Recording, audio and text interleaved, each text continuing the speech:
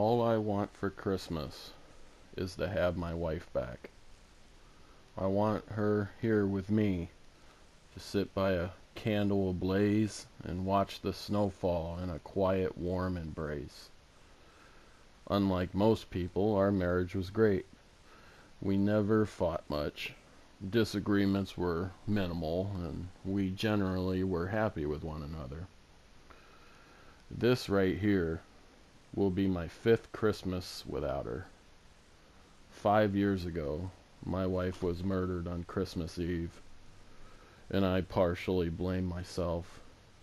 If I had not asked her to go to the gas station and buy me a pack of cigarettes, the tragedy would have never occurred. I'm a light smoker, and the night my wife was killed, I had asked her if while she was out she could stop by the gas station and pick me up a pack. She reluctantly did so, not being a fan of my smoking, but I had a surprise waiting for her when she got home. A candlelight dinner with soft Christmas music playing in the background. I managed without messing up dinner too much. I cooked a ham and a batch of homemade noodles for Christmas dinner. She's gonna love it, I thought. And yeah, she would have loved it. See, she was on her way home from work when I called, so I thought I'd stall her by asking her to pick me up a pack of cigarettes to give me a little more time to set up dinner. When she pulled into the gas station, a man dressed in black opened up the car door and tried to pull her out. She fought back, and that's when he fired 2 shots into my wife's chest. He pulled her out and left her in the snow, bleeding out, while he drove off into the night. The son of a bitch got caught, though. He was a local thug who was working for a chop shop in the city. He had gotten sloppy and not realized the gas station security cameras caught the whole thing. He didn't even think to wear a mask. He was sentenced to life in prison without a chance for parole. But none of that matters now. 5 Christmases later, and I'm alone, without my Mary. No warm embrace by candlelight. No one to spend the holidays with. I thought about moving on, maybe try dating again, but it just wasn't in me to do so anymore. Instead, I started getting into the occult and all things supernatural. I just wanted my Mary back, or just to hear her voice, or obtain some kind of proof that she still existed somewhere in a plane of existence hidden to this one. I tried everything. Ouija boards, seances, EMPs, mediums. Just nothing worked. I was beginning to believe that it was all bullshit. That there was no God, no Satan, heaven, or hell. That when we die, there is just nothing. And in that case, I might intentionally speed up my own expiration date, if you get my drift. So here it is, Christmas Eve, my 5th one without my wife. I was watching reruns of old Christmas shows and started eyeing that bottle of bleach on my kitchen table.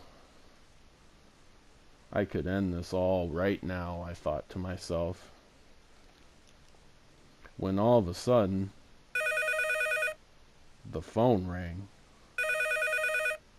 I scoffed and I said, "Who the fuck is calling me on Christmas Eve?" I got up and looked at the caller ID. Unknown number, it read. Unknown number means I'm not answering, I said out loud to myself. It went to voicemail, and the message was just static. I didn't think much of it. But then a minute later, it rang again.